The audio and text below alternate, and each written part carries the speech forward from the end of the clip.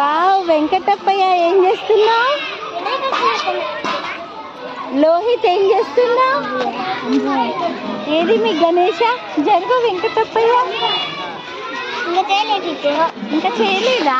ఇప్పుడు చేస్తావా? చెయ్యి. ఏ శాన్వి ఏం చేస్తున్నావు? శాన్వి ఏం చేస్తున్నావు? శాన్వి గణేష వావ్ శబానా తేజస్విని అంతేనా నీ పేరు? ఏం పేరు నీ పేరు? తేజస్విని ఏం చేస్తున్నావు? చెయ్యి భలే బాగున్నాడు మీ గణేష. నీది ఎక్కడుందమ్మా శబానా? గణేష అదా? పౌర్ణమి